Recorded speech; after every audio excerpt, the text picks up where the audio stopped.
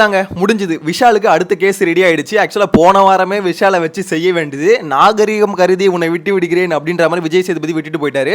So இந்த வாரம் விஷாலுக்கு ஒரு கேஸ் இருக்குன்னு நினைக்கிறேன். எதை வச்சுன்னு பார்த்தீங்கன்னா ஃபர்ஸ்ட் ப்ரோமோ எல்லாருமே பார்த்துருப்பீங்க.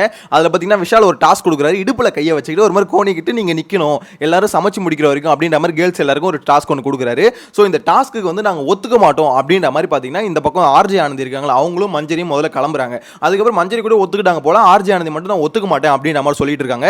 அவங்க என்ன சொல்றாங்க, இதெல்லாம் ரொம்ப கஷ்டம், இப்படியே இப்படி நிக்கிறது அப்படின்ற மாதிரி கேட்கறாங்க.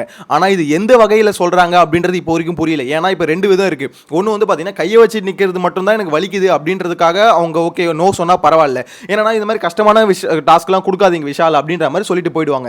ஆனால் இன்னொரு வகையில் வந்து பார்த்தீங்கன்னா நீங்கள் பெண்களை வந்து அசிங்கப்படுத்துறீங்க, அவங்க பாடி லாங்குவேஜ் வந்து ட்ரோல் பண்ணுறீங்க அப்படின்ற மாதிரி ஆர்ஜே ஆனந்தி திருப்பி விட்டாங்கன்னு வச்சுக்கோங்களேன், விஷால் கதை முடிஞ்சுது.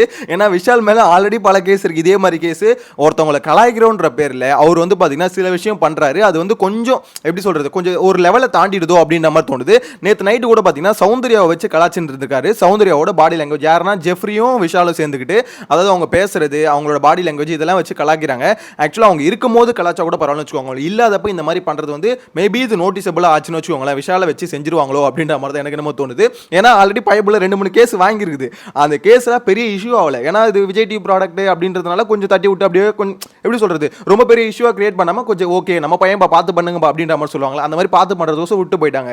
ஆனால் இதை மட்டும் ஆர்ஜே ஆனந்தி எந்த பக்கம் டைவர்ட் பண்ண போகிறாங்க அப்படின்றதான் இப்போ விஷயம் இருக்குது. ஏன்னா ஆர்ஜே ஆனந்தி அதில் எக்ஸ்பர்ட். எப்படின்னா ஒரு சின்ன விஷயம், அதாவது எப்படி சொல்கிறது, பசங்க வந்து கொஞ்சம் அக்ரெசிவ் ஆட்டாங்க அப்படின்ற விஷயத்தையே பார்த்தீங்கன்னா எப்படி அவங்க மாற்றி விட்டாங்கன்னா, ஓகே இவங்க வந்து ஹேண்டில் பண்ண விதமே ரொம்ப தப்பாக ஹேண்டில் பண்ணிட்டாங்க. அதாவது இப்போ எப்படி சொல்கிறது, ஒரு இந்த பக்கம் பொண்ணுங்க தான் இருக்காங்கன்றதே கொஞ்சம் கூட அவங்க கன்சிடரே பண்ணல அப்படின்ற மாதிரி ஒரு போர்ட்ரேல் பண்ணிட்டாங்க. அதனால தான் பார்த்தீங்கன்னா செகண்ட் வீக்கில் வந்து போட்டு பொழந்தது விஜய் சேதுபதி. ஆக்சுவலாக இந்த மாதிரி பிரச்சனைக்கு வந்து ஆக்சுவலாக ஆர்ஜே ஆனந்தி ரொம்ப எக்ஸ்பர்ட்.